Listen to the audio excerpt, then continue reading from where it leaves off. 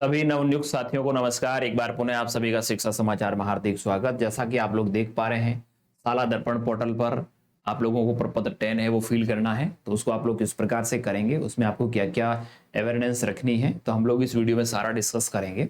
और मैं इस वीडियो में सारे स्टेप बाय स्टेप जो भी मॉड्यूल्स हैं उस प्रत्येक मॉड्यूल पे हम लोग विस्तार में चर्चा करने वाले हैं। साथियों, ये वीडियो लंबा अवश्य बनेगा क्योंकि इसमें बहुत सारे मॉड्यूल्स हैं जिसपे आप लोगों को विस्तृत जानकारी होना जरूरी है, नहीं तो आप मिस्टेक कर बैठेंगे। तो वीडियो लंबा बनेगा क्योंकि हम लोग प्रयास करते हैं कि प्रत्येक मैटर पे आपकी स्थिति क्लियर हो। उसको बताने का थोड़ा हमारा तरीका ऐसा है कि हम लोग उसको बड़ा क्लियरिफिकेशन के साथ और बड़ा तल्लीनता के साथ बताने का प्रयास करते हैं। इस वजह से हमारे वीडियोस लंबे बनते हैं, लेकिन आप लोग वीडियो में पूरा बने रहिएगा, स्किप ना करिएगा, पूरा देखिएगा ताकि आपको ये प्रपत्र 10 भरने में सहूलियत रहे। ठीक है साथियों, अब मैं आपसे निवेदन करना चाहूंगा वीडियो प्रारंभ करने से पहले, यदि आप चैनल पे नए हैं चैनल को सब्सक्राइब कर लीजिएगा साथियों, ताकि आप लोगों को हमारे जो भी नई वीडियोस हम अपलोड करें उसका नोटिफिकेशन मिल जाए। चलिए अपन सीधा प्रारंभ करते हैं साथियों। आप लोग देखेंगे कि शाला दर्पण पर आप लोगों को स्कूल लॉगिन में आ जाना है। कहाँ पे आना है साथियों? स्कूल लॉगिन से। ये कार्य आप जिस स्कूल में पद स्थापित हुए हैं उसकी लॉगिन आईडी से ये होना है। आप लोग देख पाएंगे ये आपका स्कूल का लॉगिन पोर्टल है। इसमें साथियों आप लोगों को ये जो कार्मिक यानी जो एम्प्लॉयज लिखा आएगा उस पर क्लिक करना रहेगा। आप लोग इस पर जैसे ही क्लिक करिएगा तो आप लोगों के सामने ऐसे खुल जाएंगे, है ना। इनमें आप लोगों को साथियों कार्मिक व्यक्तिगत विवरण प्रारंभिक शिक्षा प्रपत्र 10 ये वाला भरना है। और कोई साथी यदि माध्यमिक सेटअप में है उनके लिए भी यही ऑप्शन रहने वाला है। यहाँ माध्यमिक शिक्षा लिखा हुआ जाएगा। यही विद्यालय जिसका मैं भर रहा हूँ ये एलिमेंट्री सेटअप का है, इसलिए यहाँ एलिमेंट्री लिखा रहा है।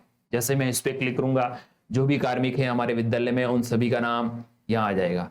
जैसे इस विद्यालय में 3 लोग हैं तो 2 पहले से हैं और 1 की नई ज्वाइनिंग है ना, तो इनके ये डाटाज भरने हैं। अभी सब में NN लिखा आ रहा है। तो इसमें आप लोगों को भरने के लिए click here for entry and edit, आपको इस पे क्लिक करना है। जैसे आप लोग इस पे क्लिक करिएगा आपका डाटा आपके सामने, आपका प्रोफाइल जो भी शाला दर्पण पर बना था वो आपका यहाँ दिख जाएगा, है ना। सबसे पहले आपको साथियों ऊपर दिख रहा होगा फोटो अपलोड। आपको अपना फोटो है वो अपलोड करना रहेगा। सर्वप्रथम आप लोग यहाँ अपलोड फोटो पे क्लिक करिएगा। जैसे ही आप लोग अपलोड फोटो पे क्लिक करेंगे ये फोटो अपलोड करने का टैब खुल जाएगा। इसमें आपका फोटो है वो 10 से 20 KB के बीच में होना चाहिए। इससे ना तो छोटा हो और ना बड़ा हो, तो ही आपका फोटो ये ले पाएगा। आप यहाँ से फाइल सेलेक्ट करेंगे। यहाँ से फाइल सेलेक्ट करते ही यहाँ आपका फोटो दिख जाएगा। ठीक है साथियों, फोटो दिखेगा तो आप यहाँ से अपलोड पे करेंगे। अपलोड पे करते ही यहाँ पे आपको फोटो दिखेगा। देखिए साथियों, मैं आपको अगले टेप में दिखाऊंगा।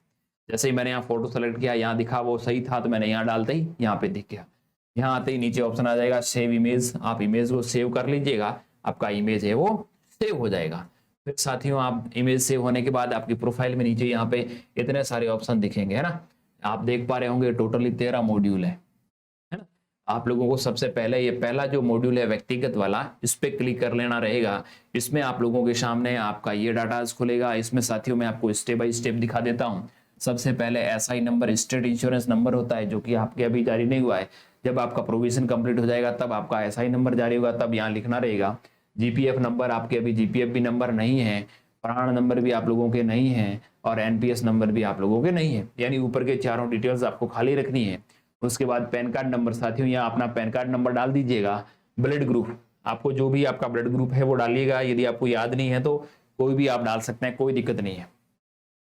उसके बाद फादर और गार्जियन नेम, आपके पिता का नाम आप लोगों को यहाँ इंग्लिश में डालना है। ठीक है। उसके बाद आपकी मदर का नाम आपको यहाँ इंग्लिश में लिखना रहेगा। आपकी मैरिटल स्टेटस यानी आपकी मैरिड है सिंगल है, इसमें से आपको सेलेक्ट करना रहेगा। यदि आप मैरिड हैं तो आपको हस्बैंड का नाम, या पुरुष हैं तो आपको अपनी पत्नी का नाम लिखना है। हस्बैंड और वाइफ क्या आप किस गवर्नमेंट सर्विस में हैं? यदि गवर्नमेंट में सर्विस में हैं आप यस करेंगे और यहाँ उनकी एम्प्लॉय आईडी लिख देंगे। नहीं है तो आप लोग नो ही रखिएगा। उसके बाद साथियों आपकी कास्ट कैटेगरी, आप किस कैटेगरी से बिलोंग करते हैं वो कैटेगरी आपको यहाँ से सिलेक्ट करनी है। आपको अपना धर्म सेलेक्ट करना है साथियों। उसके बाद नंबर ऑफ चिल्ड्रंस, 1/1/2006 से पहले और बाद में। यदि आप अविवाहित हैं फिर भी आपको संख्या लिखनी रहेगी। यहाँ 00 लिख दीजिएगा तो ही सेव होगा, वरना सेव नहीं हो पाएगा साथियों। ठीक है। उसके बाद अगले स्टेप में आपको ये आपका होम स्टेट पूछ रहा है, आप राजस्थान से हैं या अदर स्टेट के हैं तो आप अदर वाले में करेंगे। आपका गृह जिला कौन सा है वो आप लोग गृह जिला डाल देंगे। आपके पास यदि जन आधार नंबर है तो डाल दें, नहीं तो डालें तो कोई कंपलसरी नहीं है। पासपोर्ट नंबर है तो डाल दें, अन्यथा कंपलसरी नहीं है। आरसीआई रजिस्ट्रेशन यानी जो स्पेशल एजुकेशन के टीचर्स हैं उन लोगों को अपना आरसीआई सर्टिफिकेट नंबर और उसकी आरसीआई का रजिस्ट्रेशन का डेट डालना रहेगा साथियों। उसके बाद आगे में आप लोगों को ये डेट्स को भरने में थोड़ा सावधानी रखना है। ये जो डेट्स हैं इसमें देखिए, date of joining in any government service, यदि आप पहले किसी और डिपार्टमेंट में रहे हैं और अभी एजुकेशन डिपार्टमेंट को ज्वाइन कर रहे हैं, आप लोगों को पहले जो इसमें भी रहे हैं उसकी डालनी है। और जो फ्रेश ज्वाइनिंग है, जिनकी प्रथम ज्वाइनिंग है, पहले किसी डिपार्टमेंट में नहीं रहे हैं, उन लोगों को साथियों जो भी आपकी डेट है वो डेट आप लोग भर लीजिएगा। Date of joining in education department वही जो ज्वाइनिंग डेट है, वर्तमान पद पर इस विद्यालय में कार्यग्रहण वही डेट आ जाएगी, वर्तमान पद पर इस जिले में प्रथम कार्यग्रहण वही डेट आपकी प्रथम कार्यग्रहण आ जाएगी, वर्तमान पद पर प्रथम कार्यग्रहण, इन सभी में सेम डेट्स। उसके बाद टीचर गॉट ऑनर, यानी आपको किसी प्रकार का कोई अवार्ड मिला हो, आप लोग उसमें से सिलेक्ट करिए, अन्यथा कोई नहीं को सिलेक्ट करिएगा। आपको अन्य कोई सम्मान या प्रशंसा पत्र सर्विस के दौरान मिला है तो उसको सिलेक्ट करना है। आप तो नए हैं तो आपको कुछ भी नहीं, इसमें कोई नहीं पे सिलेक्ट रहेगा। स्पोर्ट्स ऑनर, आप यदि स्पोर्ट्स कैटेगरी से हैं तो आपके पास सर्टिफिकेट है तो वो यस करिए, अन्यथा नो रखिएगा। आपके पास स्पेशल एबिलिटीज, यानी आप इनमें से किसी प्रकार के, आप जैसे NCS, guide, scout, yoga, CWS, परीक्षा प्रभारी, एमडीएम, यानी आप किसी भी प्रकार के कार्य को यदि संपादित कर रहे हैं या इसमें आपने पहले पार्टिसिपेट किया है तो उसको सिलेक्ट करना है, अन्यथा इसमें से किसी को सिलेक्ट नहीं करेंगे तो भी कोई दिक्कत नहीं। Up to sports name which have special ability, यहाँ साथियों आप लोगों को गेम के अंदर, यदि आपने किसी गेम के अंदर कभी पार्टिसिपेट किया है स्टेट लेवल पे या डिस्ट्रिक्ट लेवल पे और आप उस गेम में रुचि रखते हैं तो आप लोग सिलेक्ट कर सकते हैं, अन्यथा कोई कंपलसरी नहीं है। जो फिजिकल टीचर्स हैं उन लोगों के लिए ऑप्शन कंपलसरी है, जो नॉर्मल टीचर हैं, सामान्य अध्यापक हैं, उन लोगों के लिए जरूरी नहीं है साथियों। जुडिशियल केस पेंडिंग आपके खिलाफ हैं तो यस करें, अन्यथा नो। डिपार्टमेंटल इंस्पेक्शन पेंडिंग है तो अन्यथा नो आपके नो ही रहेगा साथियों। फिनिश इन डिपार्टमेंटल इंस्पेक्शन, इसमें आपको नो करना है, आपको ये डेट में भी नहीं कुछ नहीं करना है। प्रतिनियुक्ति से पूर्व कार्मिका विभाग में पदस्थापन जिला, कई लोग इंग्लिश मीडियम में गए हैं तो उन लोगों को यहाँ अपडेट करना है, आप लोगों को इसमें नहीं लिखना है न्यू वालों। क्या आपके द्वारा बीएलओ का दायित्व निर्वहन किया जा रहा है? जो भी साथी इलेक्शन डिपार्टमेंट में बीएलओ के पद पर कार्यरत हैं, जिनके पास बीएलओ का चार्ज है, वो यस करेंगे। यस करते ही आपको कौन से असेंबली में आप बीएलओ हैं वो लिखना रहेगा। आप भाग संख्या लिखेंगे, आपका कार्मिक का एपिक संख्या, यहाँ पे साथियों आप लोगों को वोटर आईडी कार्ड नंबर आपको लिखना है। यदि आपके पास वोटर आईडी कार्ड उपलब्ध है तो आप लोग लिख लीजिएगा, वरना कोई कंपलसरी ज्यादा नहीं है। कार्मिक के एपिक के अनुसार विधानसभा आपकी कौन सी विधानसभा पड़ती है वो आप लोगों को यहाँ क्लिक करते ही पूरे राजस्थान की जितनी 200 विधानसभाएं सारी खुल जाएगी, आपको उसमें से सिलेक्ट करना है। कार्मिक की पे मैनेजर एनआईसी आईडी, यदि आपकी पे मैनेजर आईडी बन चुकी है तो उसमें एनआईसी आईडी जारी हो गई होगी, यदि वो है तो आप लिख लें, अन्यथा कोई कंपलसरी नहीं है। आप ये सारा डाटा भरने के बाद सेव एंड नेक्स्ट पे क्लिक करिएगा। ओके साथियों, जैसे आप लोग सेव एंड नेक्स्ट पे क्लिक करेंगे आपके सामने अगला मॉड्यूल खुल जाएगा शैक्षणिक योग्यता का। यानी आपने शैक्षणिक योग्यता और पर शैक्षणिक दो तरह की योग्यताएं हैं साथियों, यानी आपकी एजुकेशनल क्वालिफिकेशन और ट्रेनिंग वाली क्वालिफिकेशन। सबसे पहले वाले में आपको बिलो सेकेंडरी एजुकेशन या सेकेंडरी या एसएससी लेवल यानी 10th का डाटा भरने के लिए अपन लोगों को ये पहले वाला ऑप्शन सेलेक्ट करना है। इसमें आप लोग जैसे ही सेलेक्ट करेंगे अगले में आपको सेशन खुल जाएगा, एग्जाम लेवल, ठीक है, नेम ऑफ एग्जामिनेशन, इसमें आपको सेकेंडरी सेलेक्ट कर लेना, 10वीं के लिए भर रहे हैं। उसके बाद टाइप में आप लोगों को साथियों रेगुलर या अपने एक्स स्टूडेंट या प्राइवेट जॉब जैसे भी की है 10वीं वो आप सेलेक्ट कर लीजिएगा। उसके अगले ऑप्शन में साथियों आप लोगों को बोर्ड का नाम लिखना है, कौन से बोर्ड से किया उसका यूनिवर्सिटी का नाम लिखना है। रोल नंबर आप लोग अपना टाइप कर लीजिएगा। यहाँ आपके स्टेट कौन सा, जिस बोर्ड से आपने 10th किया है वो कौन से स्टेट में है, राजस्थान से है या अन्य स्टेट से हैं। उसके बाद टोटल मार्क्स कितने थे, उसमें थे आपके मार्क्स कितने आए, परसेंटेज ऑटोमेटिकली साथियों आ जाएंगे। आपका डिवीजन कौन सा बना, first division, second division, third division, जो भी आपका डिवीजन है वो डिवीजन लिख लीजिएगा। उसके बाद साथियों आप लोगों को परीक्षा का माध्यम लिखना है, आप किस मीडियम से है वो 10वीं क्लास में उत्तीर्ण किया है वो आप लोग मीडियम लिख लीजिएगा। उसके बाद आपको रिजल्ट की डेट ऑफ पासिंग यानी आपके जो 10th का रिजल्ट आया वो डेट क्या थी, वो डेट आपको साथियों कैलेंडर के माध्यम से सिलेक्ट करनी है। उसके बाद अगला ऑप्शन रहेगा साथियों ऑप्शनल सब्जेक्ट का, तो अपने ऑप्शनल सब्जेक्ट है नहीं और लास्ट में जाकर के आप लोग सेव कर दीजिएगा। इसी प्रकार से 10th, 12th, बीए, एमए आपकी जो भी शैक्षणिक योग्यताएं हैं वो आप लोग इसमें। उसके बाद अगर अपन लेवल करेंगे तो लेवल में सीनियर सेकेंडरी यहाँ आ जाएगा। उसके बाद टाइप, रेगुलर वगैरह सारी डिटेल्स भरते हुए इसमें साथियों आप लोगों को ऑप्शनल सब्जेक्ट भरने रहेंगे। इसमें नया क्या है साथियों, 10th के अलावा इस 12th में ऑप्शनल सब्जेक्ट रहेंगे। 10th में ऑप्शनल सब्जेक्ट नहीं थे, इसमें जो भी आपके 3 सब्जेक्ट है वो 3 सब्जेक्ट आप लोग सेलेक्ट करेंगे। सेलेक्ट करने के बाद सबसे लास्ट में ऑप्शन आ जाएगा शेव का। आपको ये जो ब्लैक वाली पट्टी दिख रही है ना, इस पट्टी को इधर उधर खिंचका के है वो भरना है। मैं आपको एक विशेष निवेदन करना चाहूंगा, आप मोबाइल से भरने का प्रयास ना करें, क्योंकि मोबाइल में है वो आधा अधूरा डाटा दिखेगा और आपको दिक्कत हो सकती है। मैं निवेदन करूंगा आप मोबाइल के बजाय कंप्यूटर में, लैपटॉप में भरने का प्रयास करें ताकि आपको सहूलियत रहे। आपने इसको आड़ा खिसकाया, इधर सेव का ऑप्शन आ गया, सेव कर लिया। जैसे ही आपने सेव किया, आपकी शैक्षणिक योग्यता सेव हो गई। आप अगले ऑप्शन पे चले जाओगे, प्रशैक्षणिक, है ना। ये शैक्षणिक योग्यता सेव करने के बाद आप प्रशैक्षणिक पे चले जाओगे, ये आगे, है ना। प्रशैक्षणिक पे आप लोगों को साथियों स्नातक से कम, जिन लोगों ने बीएसटीसी की है उन लोगों के स्नातक से कम रहे बीएसटीसी आएगी। जिन्होंने बीएड किया है उनके स्नातक से आएगा। जिन्होंने एमएड किया है वो स्नातकोत्तर के बाद का डिप्लोमा है। यदि आपने कोई फेलोशिप वगैरह ऐसा डिप्लोमा सर्टिफिकेट वगैरह किया है तो आप लोगों को डालना है। अब हम लोग इसमें बीएसटीसी का डिटेल डालेंगे, क्योंकि जिनका मैं डाटा भर रहा हूँ वो फर्स्ट लेवल से है। ये देखिए साथियों, आपने क्या भरा इसमें, स्नातक लेवल से कम। इसमें बीएसटीसी, जिन्होंने डीएलएड किया है उन लोगों को ये बीएसटीसी वाला ही सिलेक्ट करना है, डीएलएड का ऑप्शन नहीं आ रहा है ना। उसके बाद अगला ऑप्शन रहेगा साथियों आपके सामने, आपने टाइप किस तरह से किया, रेगुलर, प्राइवेट, यानी ये एसटीसी रेगुलर ही होती है तो यहाँ आप लोग रेगुलर सेलेक्ट करिएगा। उसके बाद नेम ऑफ बोर्ड ऑफ पंजीयक, तो पंजीयक शिक्षा विभागीय परीक्षाएं बीकानेर, राजस्थान, जो भी आपका जिस भी बोर्ड से आपने किया, जैसे किसी ने जम्मू से किया, किसी ने एमपी से किया, जहां से भी आपने जिस बोर्ड से एसटीसी किया है उसका आप यहाँ लिख देंगे। स्टेट ऑफ यूनिवर्सिटी, कौन से स्टेट से किया, राजस्थान से, या राजस्थान से अदर से किया है तो अदर वाला करेंगे। उसके बाद आपके रोल नंबर क्या थे, सेकंड ईयर वाला रोल नंबर डालने साथियों। डेट ऑफ पासिंग, आपने कौन सी डेट को है वो फाइनल सेकंड ईयर आपका है वो पास हुआ वो डेट डाल दीजिएगा। टोटल मार्क्स आपसे 2400 में से या 2200 में से कितने मार्क्स आए वो आप लोग यहाँ लिखिएगा। परसेंटेज ऑटोमेटिकली बन जाएंगे। डिवीजन आप लोगों को लिख लेना है, कौन सा डिवीजन है बना, फर्स्ट डिवीजन। आपके माध्यम कौन सा रहा, हिंदी या इंग्लिश। और यहाँ पे आप लोगों को साथियों ये सेव का ऑप्शन है और ये डिलीट का ऑप्शन है ना। यदि आपके ये डिटेल गलत हुई है तो आप लोग इसको एडिट भी कर सकते हैं और डिलीट भी कर सकते हैं। यदि कोई डाटा भरा आपने पूरा ही गलत भर दिया है, डिलीट करिए, दोबारा से भर सकते हैं। यानी आपने जो भी शैक्षणिक योग्यता अर्ज की है तो उसको एक एक करके ऐसे भरते हुए सेव करिएगा। लास्ट में आप लोग सेव एंड नेक्स्ट ये वाला क्लिक करना है। सेव एंड नेक्स्ट पे क्लिक करते ही साथियों आप लोग अगले मॉड्यूल सेवा वाले में पहुंच जाएंगे। ये सेवा वाला मॉड्यूल आप लोगों को साथियों बड़ा सावधानी से भरना है, यहाँ आप लोगों को मिस्टेक नहीं करना है। इसमें भरने के लिए आप लोग देख पा रहे होंगे ये आपका डेट टू डेट यहाँ कंटिन्यूस लिखा हुआ आना चाहिए। यदि यहाँ कंटिन्यूस नहीं आता है और आप यहाँ डेट सेलेक्ट कर लेते हैं तो आपका डाटा गलत हो जाएगा। आप लोगों को इस ऑप्शन के साथ छेड़खानी नहीं करनी है। ये जो कंटिन्यूस लिखा आ रहा है इसके साथ आप लोगों को छेड़खानी नहीं करनी है। फ्रॉम डेट, आपको यहाँ डेट डालना है, यानी किस डेट से आपकी ज्वाइनिंग हुई वो डेट डालिएगा। इसमें आपको मध्याह्न पूर्व या पश्चात ऑप्शन आएगा, उसमें से आपने यदि मध्याह्न पूर्व किया है तो आप लोग मध्याह्न पूर्व सेलेक्ट करिए, और मध्याह्न पश्चात किया है तो साथियों मध्याह्न पश्चात सेलेक्ट करिए वो डेट सेलेक्ट करने के बाद। उसके बाद ये जो एक्चुअल पोस्ट है ये आपका ऑटोमेटिकली आएगा।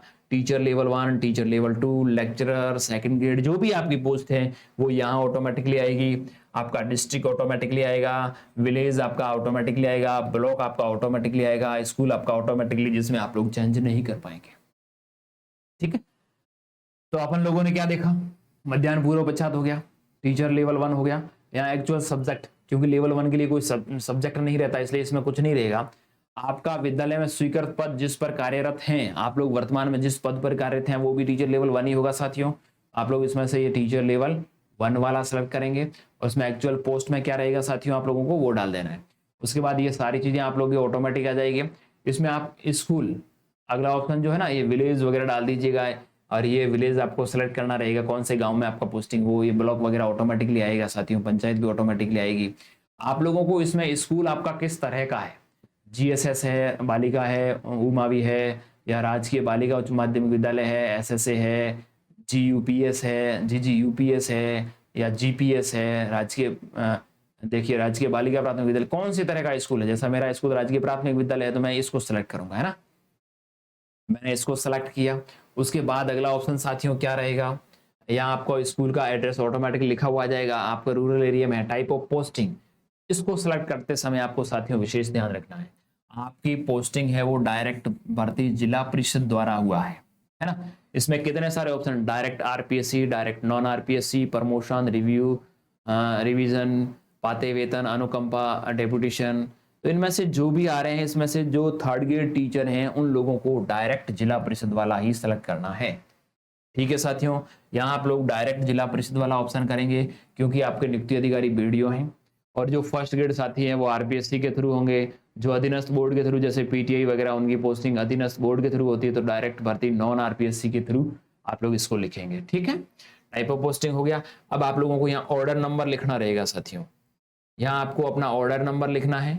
जो भी आपके जैसे थर्ड ग्रेड साथी हैं उनके लिए विकास अधिकारी बीडीओ द्वारा जो आदेश जारी हुआ उस पे पहले पृष्ठ पे जो ऊपर नंबर रहते हैं वो नंबर आपको यहाँ पे टाइप करना है और उस ऑर्डर की डेट आपको लिखनी है।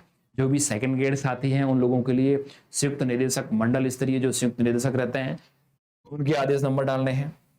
जो भी फर्स्ट ग्रेड साथी हैं उन लोगों को निदेशालय स्तर से जो ऑर्डर जारी हुआ उसके ऑर्डर नंबर डालने हैं और उस ऑर्डर जारी हुआ उसकी डेट क्या थी वो डेट आप लोग डाल देंगे। यहाँ मेरिट नंबर केवल सीधी भर्ती से आपको यदि आपके मेरिट नंबर मालूम है तो आप लोग यहाँ मेरिट नंबर लिख लीजिएगा। और मेरिट कौन से वर्ष की है उस वर्ष का, जैसे 2023 का है भर्ती तो 2023 का रहेगा। उसके बाद सिलेक्शन कैटेगरी, ये भी साथियों आप लोगों के लिए इंपॉर्टेंट है। सिलेक्शन कैटेगरी में साथियों आप लोगों को क्या सावधानी रखनी है, आप लोग अपना नियुक्ति आदेश देखिएगा उसमें आपकी चयन कैटेगरी लिखी हुई रहेगी। आप लोगों का चयन जिस भी कैटेगरी से हुआ है उस कैटेगरी को सिलेक्ट करेंगे।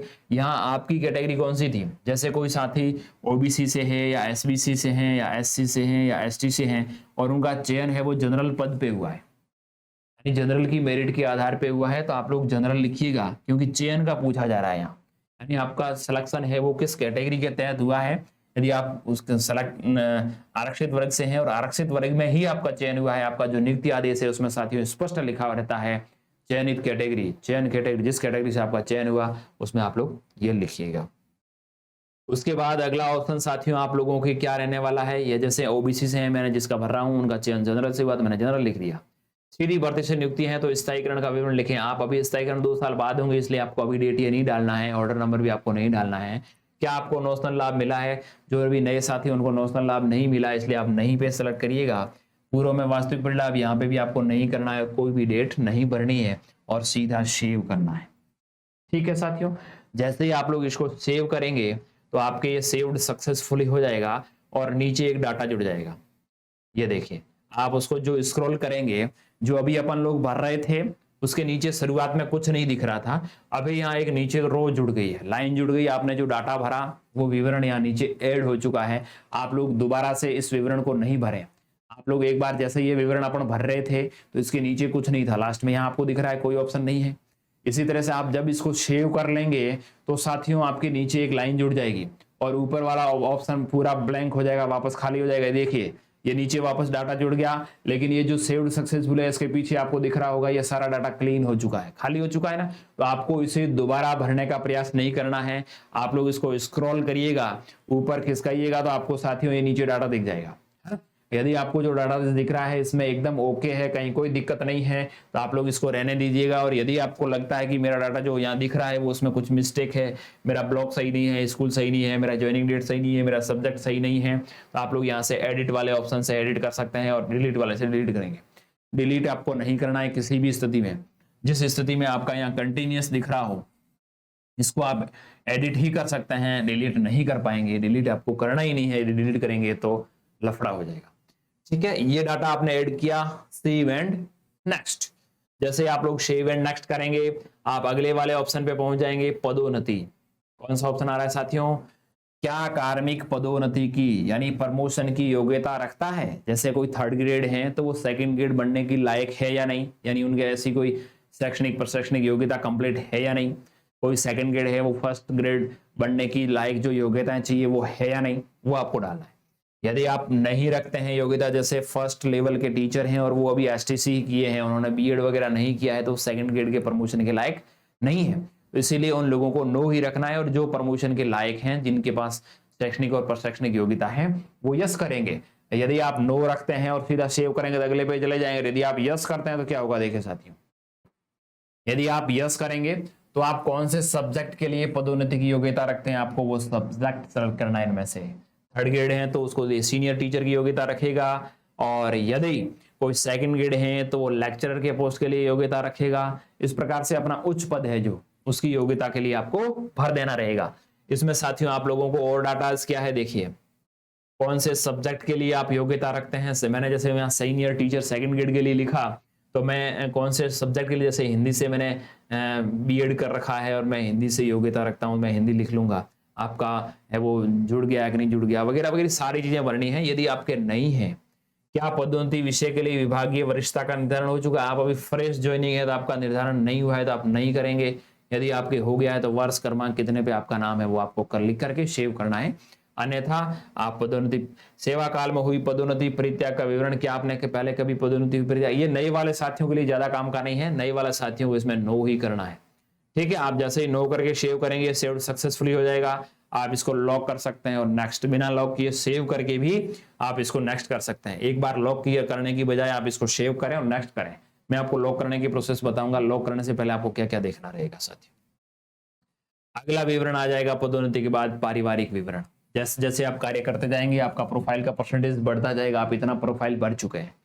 अब देखिए यहाँ आप लोगों को जो आपका डिटेल है, एक नंबर पे आपका डिटेल ऑटोमेटिकली आ जाएगा। उसको आपको केवल यहाँ विवाहित अविवाहित आपको ये भरना रहेगा, जन्म तिथि, आपका नाम, ये रिश्ता वगैरह सब ऑटोमेटिकली आने वाला है। सेकेंड ऑप्शन आपके लिए रहेगा जिसमें आप यदि विवाहित हैं तो अपने पति का विवरण लिखें और या पुरुष हैं तो पत्नी का विवरण लिखें। माता पिता का भी विवरण आप इसमें लिख सकते हैं। आपके यदि बच्चे हैं तो उनका भी आप विवरण इसमें लिख सकते हैं। उनके विवरण में उनका नाम, आपके साथ क्या उनका रिश्ता है, लिंग पुरुष या महिला, व्यवसाय क्या करते हैं वो व्यवसाय यहाँ ऑप्शन में आ जाएंगे, वो विवाहित है या अविवाहित है, उनकी डेट ऑफ बर्थ क्या है। ये चीजें भरते हुए आप लोगों को साथियों इस मॉड्यूल को, ये वाला जो है इस लाइन को, काली वाली लाइन को आप इधर इधर खिसकाएंगे तो ये इधर आ जाएगा।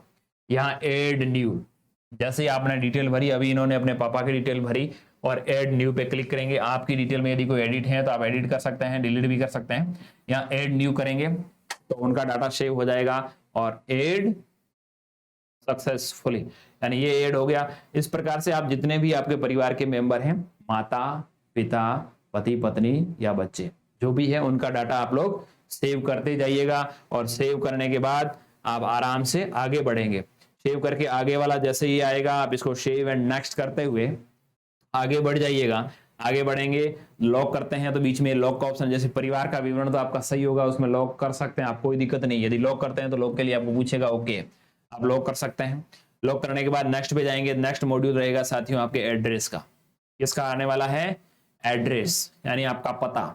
दो तरह के होंगे, कार्मिक का स्थायी निवास का पता और कार्मिक के वर्तमान निवास का पता।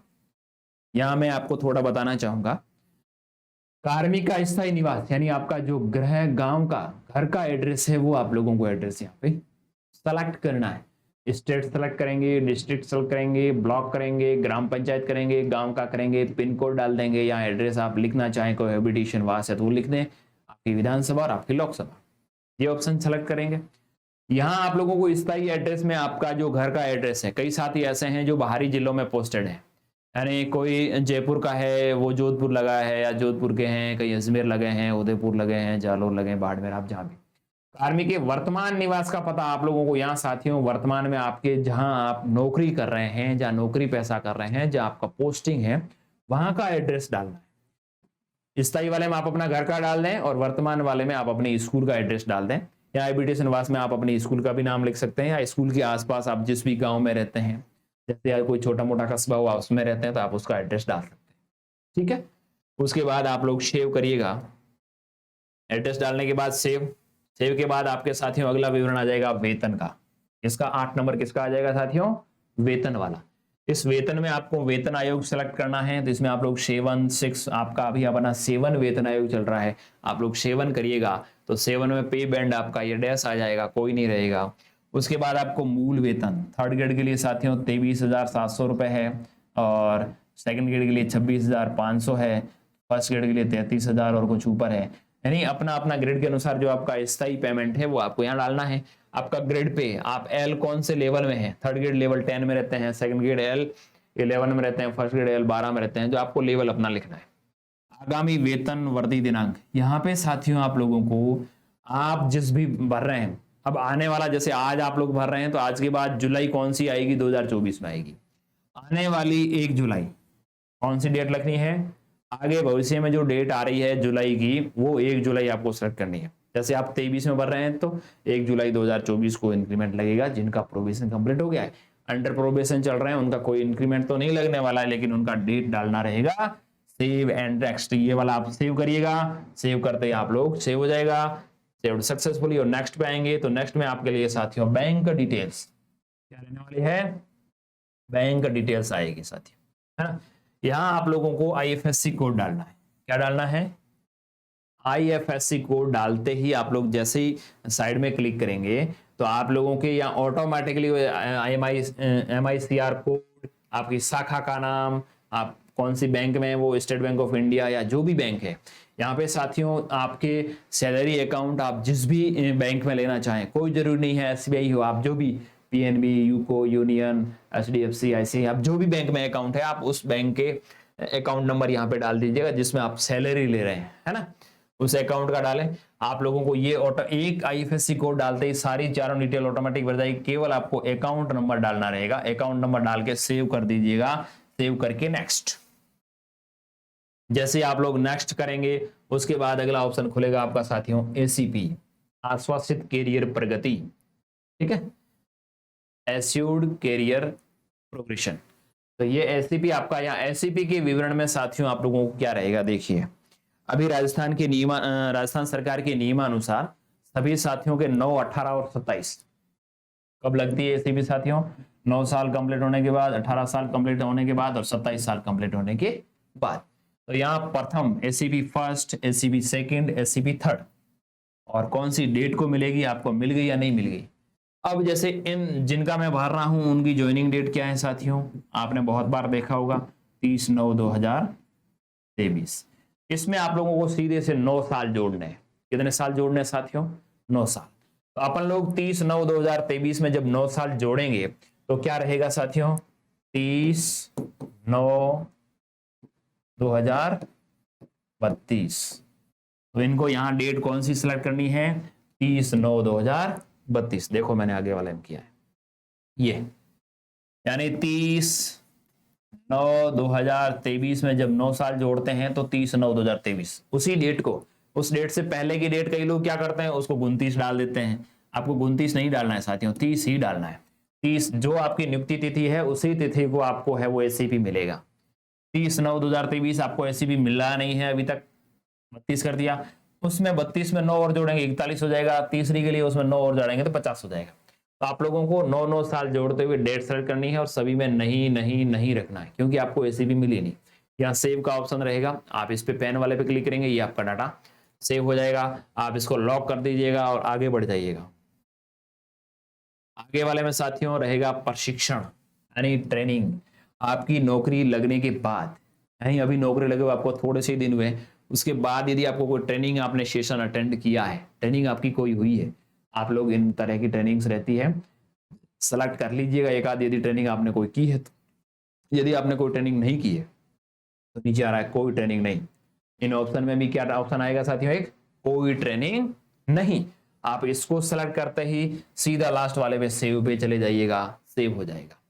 सेव होते ही आप आगे बढ़ जाएंगे। यदि आपने कोई ट्रेनिंग की है तो किस प्रकार की, वो ट्रेनिंग कब प्रारंभ हुई, कितने दिन तक चली, उसमें आपकी भूमिका क्या थी, उसका मुख्य बिंदु क्या था, यानी किसके संबंध में वो ट्रेनिंग हुई, उसको आयोजनकर्ता कौन थे, उसमें आप कैसा ग्रेडिंग देंगे ABCD, यानी किस प्रकार की, तो आपके हिसाब से उसका लेवल क्या था ट्रेनिंग का वो आप डालेंगे और सेव कर देंगे तो हो जाएगा। यदि आपने कोई ट्रेनिंग नहीं की तो कोई ट्रेनिंग नहीं, ये वाला सेलेक्ट करते हुए फिर इस डाटा को लॉक कर दें। जैसे ही आप लोग आगे बढ़ेंगे, आगे ऑप्शन रहेगा साथियों 6D का। जो साथी डायरेक्ट ज्वाइनिंग से सेकेंडरी सेटअप में गए हैं तो उनका भविष्य में 6D होना है, तो 6D आपका नहीं हुआ है। वर्तमान पद पर प्रथम नियुक्ति का प्रकार, अपन लोग पंचायती राज विभाग के तहत ही नियुक्त होते हैं। थर्ड ग्रेड टीचर की नियुक्ति कौन करता है? BDO पंचायती राज विभाग का मुख्य होता है ब्लॉक लेवल पे। अपन लोग पंचायती राज के कार्मिक हैं, जो भी न्यू पोस्टेड हैं, तो आप लोगों को पंचायती राज विभाग रखना है। कार्मिक की 6D चयन की तिथि नहीं हुआ है, आप इसमें नहीं करेंगे, सेव करेंगे, लॉक करेंगे, आगे बढ़ेंगे, सेव्ड। अगला ऑप्शन जो रहता है साथियों PTI, जो भी शारीरिक शिक्षक साथी हैं उनके काम का ही है ये ऑप्शन, अपने काम का नहीं है। इसीलिए जो भी थर्ड ग्रेड टीचर या सेकंड ग्रेड टीचर हैं जो पीटीआई नहीं है, उन लोगों को ये ऑप्शन नहीं भरना है, उन लोगों को ये भर नहीं पाएगा, उसको क्लोज कर दीजिएगा। ठीक है, जैसे आप लोग क्लोज करें तो आपका प्रपत्र 10 कंप्लीट आप भर चुके हैं। अब आपको वापस वही होम पेज पे आ जाना है, कार्मिक मॉड्यूल में जाना है, वापस वही प्रपत्र 10 वाले मॉड्यूल में जाना है। आप लोग वापस आइएगा तो आपके सारे अब यस यस यस यस हो चुके हैं, यानी आप लोग कंप्लीट उस चीज को कर चुके हैं। यदि किसी में नो नो आता है तो आप लोग उसको वापस खोलिए, जैसे इस मॉड्यूल में नो आए तो आप इसको वापस खोलिए, या एन पे क्लिक करेंगे तो ये मॉड्यूल सीधा ये वाला खुल जाएगा। ठीक है, अब आगे बढ़ते हैं, वापस यहाँ क्लिक हियर पे आप करेंगे तो आप इसको दोबारा से खोल के देख पाएंगे। अब अपने को क्या करना है, पहले इसका प्रिंट निकालना है, देखना है, चेक करना है। देखिए साथियों, यदि आपका कोई मॉड्यूल कंप्लीट नहीं है तो आप उसको कंप्लीट कर लें। उसके बाद आप लोगों को मैं सजेस्ट करूंगा इस चीज को पहले प्रिंट करें, उसके बाद ही लॉक करें। प्रिंट करके अच्छी तरह से चेक कर लें, संबंधित कार्मिक से चेक करवा लें। आप डॉक्यूमेंट जो भी आपने यहाँ डाटा भरा उसको डॉक्यूमेंट से एक बार क्रॉस वेरीफाई कर लें कि मैंने जो डाटा भरा वो सही है। देखिए, उसके बाद आप प्रिंट लेने के लिए आप ये नीचे वाली जो काली वाली लाइन आ रही है ना, इस पे क्लिक करके ऐसे खिसकाएंगे तो आप इधर आगे का मॉड्यूल खुलेगा और यहाँ पे साथियों प्रिंटर का ऑप्शन आ जाएगा आपके सामने, है ना। ये प्रिंट के ऑप्शन आ रहे हैं, आप जो संबंधित कार्य में उसका प्रिंट करना चाह रहे हैं, मैं इनका प्रिंट करना चाह रहा हूँ, इस पे क्लिक करूंगा। जैसे ही क्लिक करूंगा तो साथियों देखो पीडीएफ बन के तैयार हो जाएगी आपके सामने। यहाँ कॉर्नर में आपका प्रिंटर जुड़ा हुआ है, तो यहाँ पे करेंगे तो सेव एज पीडीएफ करना चाहें तो भी हो जाएगा, प्रिंट करना चाहें तो भी हो जाएगा। आप इसको प्रिंट कर लेंगे, ये 2 या 3 पेज में प्रिंट आ जाएगा। आप लोग प्रिंट करने के बाद प्रत्येक डाटा देख लें कि मेरा एकदम इसमें डाटा सही है, आप लोग आराम से देख सकते हैं। उसके बाद देखने के बाद आपको वापस प्रपत्र 10 खोलना है। प्रत्येक मॉड्यूल के नीचे लॉक का ऑप्शन आएगा साथियों। जितने भी मॉड्यूल है, व्यक्तिगत विवरण, बैंक डिटेल, आपकी शैक्षणिक योग्यता डिटेल, प्रशैक्षणिक योग्यता डिटेल, एड्रेस, सारे डिटेल के नीचे लॉक का ऑप्शन आएगा, है ना। आप प्रत्येक ऑप्शन को अलग अलग लॉक कर दीजिएगा। लॉक करने के बाद आपके सामने क्या दिखेगा साथियों, देखें, ये देखिए सारे मॉड्यूल्स आपके लॉक हो गए। अब ये पहले वाला जो व्यक्तिगत विवरण ये लॉक नहीं दिखा रहा है, मैंने अभी इसको लॉक नहीं किया इसलिए लॉक नहीं दिखा रहा है, बाकी सारा कुछ लॉक है और आपकी 100% प्रोफाइल कंप्लीट। अब साथियों कईयों के मन में ये रहेगा कि सर हमने तो लॉक तो कर दिया लेकिन मिस्टेक रह गई। फेल हो गए हैं ऐसे जिनकी मिस्टेक रह भी जाती है, लॉक हो जाता है। तो जब ये आपको रेड कलर में लॉक दिखे, रेड कलर का बॉक्स है उसमें व्हाइट कलर का लॉक दिखे, तो ये अनलॉक कहां से होगा साथियों, पीयू लेवल से। और यदि आप सीनियर स्कूल में पोस्टेड हैं तो आपकी स्कूल आईडी से हो जाएगा। ठीक है, वहां प्रपत्र को वेरीफाई करने का ऑप्शन है। प्रपत्र 10 आपको अपने पीयू से या आपके अपने प्रिंसिपल से इसको वेरीफाई करवाना है। प्रपत्र 10 को क्या करना है साथियों, वेरीफाई करवाना है। आप लोग पहले सारे डिटेल्स को लॉक करिएगा, देखिएगा यदि पीओ लेवल से वो डाटा वेरीफाई कर दिया गया है, यदि पीओ लेवल से वेरीफाई कर दिया गया और बाद में आपको मालूम पड़ा कि मेरा मिस्टेक है या मुझे कोई सुधार अपेक्षित है, तो आप लोग इसको सीबीओ लेवल से अनलॉक करवा लें। कहां से होगा साथियों अनलॉक प्रपत्र 10, जब तक पीओ लेवल से वेरीफाई नहीं है, आपके लेवल से लॉक हुआ है तो आप लोग पीओ से उसको अनलॉक करवा सकते हैं। यदि पीओ लेवल से भी वेरीफाई हो चुका है और आप अभी इसमें अपडेशन करवाना चाह रहे हैं तो सीबीओ लेवल से अनलॉक करवा लें। ठीक है, अनलॉक करवाएंगे तो वापस सारा कुछ डाटा भरा हुआ आएगा, ये लॉक हट जाएंगे। जैसा इस व्यक्तिगत विवरण में लॉक नहीं है ना, इसको मैं अपडेट कर सकता हूं। लॉक करने से पहले आप जितनी बार चाहें उतनी बार अपडेट कर सकते हैं, लॉक करने के बाद आप अपडेट नहीं कर पाएंगे। तो अनलॉक करने की प्रक्रिया में हमने आपको बता दी है। तो लॉक करने के बाद आप लोग देखेंगे, ये अब मैं आपको बताऊं वापस, ये देखिए सारे डाटा लॉक हो गए, अभी सभी में लॉक दिख रहा है। और जिनका पीओ लेवल से वेरीफाई होगा उनके यहाँ लॉक ग्रीन कलर में दिखेंगे। किस कलर में दिखेंगे साथियों, ग्रीन कलर में। आपको देख लेना है कि मेरा डाटा कहां तक लॉक हुआ है, कहां तक वेरीफाई हुआ है। क्या मेरा डाटा पीओ लेवल से वेरीफाई हो गया है, तो पीओ लेवल से वेरीफाई होते ही आपके यहाँ ग्रीन दिख जाएगा। पीओ लेवल से अभी तक पेंडिंग है तो आपका केवल रेड कलर में दिखेगा। ठीक है साथियों, आप यदि अपना साला दर्पण स्टाफ लॉगिन विंडोज काम में लेना चाह रहे हैं, आप लोगों का ये प्रपत्र 10 कंप्लीट होना जरूरी है, तभी आपका वहां जाकर के आप लोग वेरीफाई कर पाएंगे। अपने नाम को आधार के अनुरूप वेरीफाई करना रहता है, वहां ऑथेंटिफाई करना रहता है। तो आप लोग ये प्रपत्र 10 इस प्रकार से सारा कुछ लॉक कर सकते हैं। तो साथियों, मैंने इस वीडियो में आपको दिखाया कि प्रपत्र 10 को किस प्रकार से भरेंगे, किस प्रकार से लॉक करेंगे।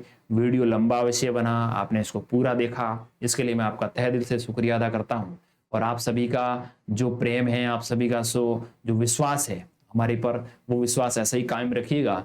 हम लोग प्रत्येक चीज़ को डिटेल में और प्रत्येक चीज़ को आसान भाषा में बताने का प्रयास करते हैं, ताकि सभी साथियों तक ये चीज़ें पहुंच सके और उनको यदि कोई छोटी मोटी डिफिकल्टी फील हो रही है, उसका समाधान हम लोग कर सकें। यदि अभी भी आपको कोई कन्फ्यूजन रहे तो आप लोग हमें कमेंट करिएगा, हम उसका जवाब देंगे। ठीक है साथियों, एक बार पुनः आप सभी का बहुत बहुत धन्यवाद।